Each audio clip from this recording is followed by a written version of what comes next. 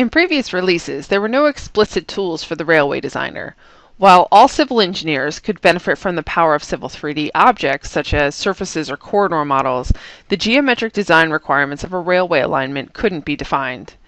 Civil 3D 2013 introduces a new alignment type that includes special features for rail, like chord-based alignment and design and labeling. The alignment also helps provide the necessary information for modeling CANT. So railway designers can now more fully benefit from a BIM process. The example project is a small portion of replacement track for commuter rail access at an airport. There's a portion of the alignment already created.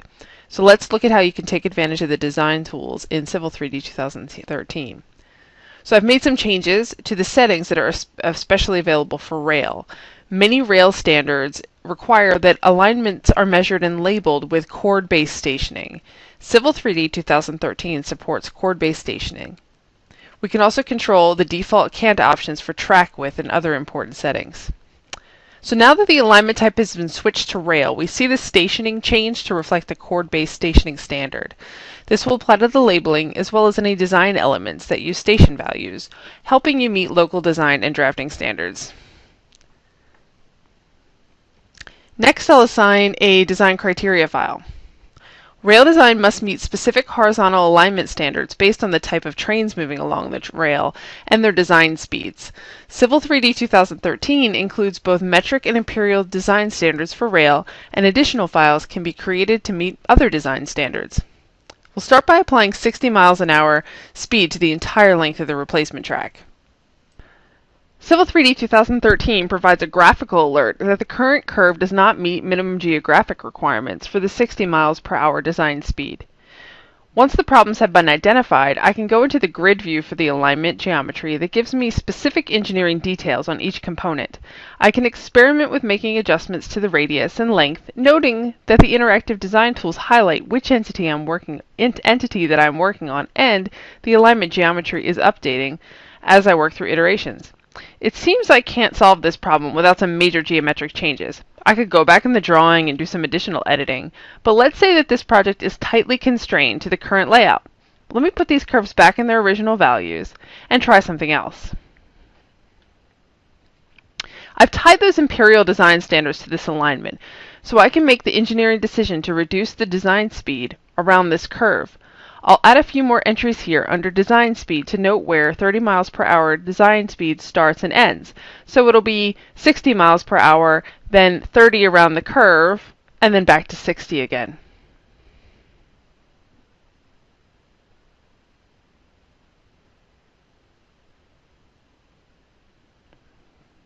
Just change that one in the middle there, the 30. There we go. Once these are applied, I see that my graphical alerts are immediately cleared. And if I go into the tabular editor, I'll have my alerts and warnings will be cleared, and I'll have additional design information about what is required around that 30 mile per hour curve right at my disposal. Rail curve design is complex, and traditional methods require extensive lookup tables and manual calculations.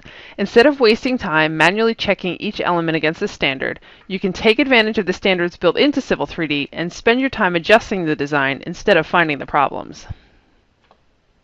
Now that the horizontal geometry is meeting requirements, I'm going to build a corridor model to understand how the design will work in 3 dimensions, do further design, and perform some analysis. In addition to the new alignment type, especially for rail, Civil 3D 2013 includes a special subassembly type. I'm just using the rail single subassembly that's available in the tool palette, but Civil 3D 2013 includes new tools within Subassembly Composer to help create a more accurate model, regardless of your unique requirements. The corridor creation workflow has been streamlined in Civil 3D 2013. A more consistent user interface makes it easier to get your team up and running. If your users are familiar with building an alignment, profile, or other Civil 3D objects, the corridor dialog is going to feel very familiar. Once I have the corridor built, I can explore the model using the section editor. Another new feature for Civil 3D 2013 is the ability to use a surface as a hide boundary for another surface. For example, if I wanted to do some visualization or use the drive command to experience this railway corridor, I need to create a context surface that shows the existing ground while revealing the newly created corridor or any other grading features I might have around my railway. So what I can do is make a surface from the intelligence in the corridor model.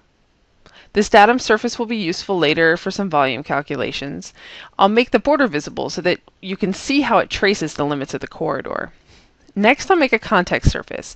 Using tools like surface pasting, I can aggregate surfaces together while keeping the data dynamic.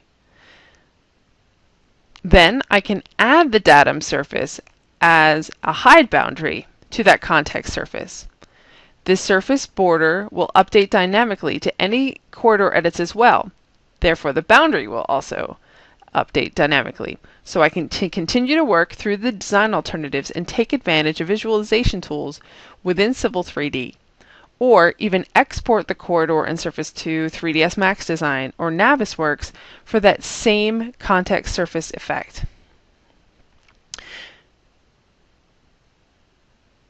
Once I put that to no display, I'm going to execute the drive command. Drive has been enhanced for Civil 3D 2013. I can now use the command on survey figures and corridor feature lines, in addition to polylines, feature lines, and alignments from previous releases. New tools have been added to the drive interface to better navigate the model. Improvements such as drive give you the chance to validate design decisions easily at any stage of the design process. Something else to note is that Civil 3D objects now support line type generation, which means you can take advantage of objects such as corridor models for more line work documentation. With Civil 3D, documentation is a byproduct of design. You can begin creating documentation in parallel with working through design alternatives. I know that I'm going to need to apply railway cant to this rail alignment, but I'll create some section views now so that I can see how that corridor dynamically updates once cant is applied.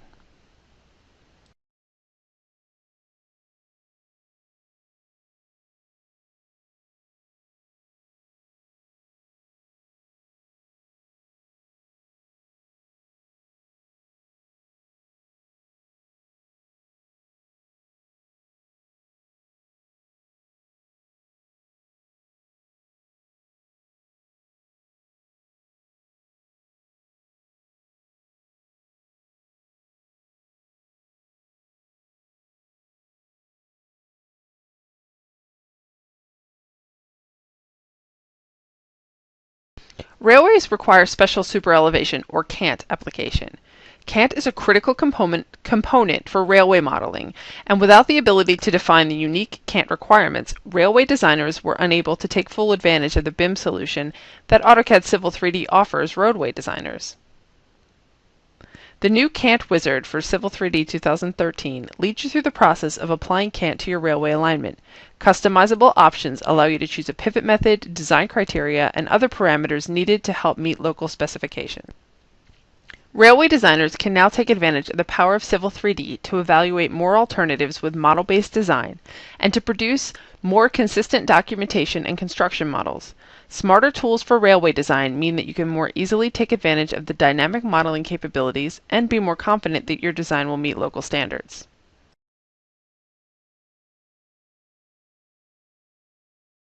Another tool that is new for Civil 3D 2013 is the Volumes Dashboard. Volumes Dashboard was previously released as a subscription extension.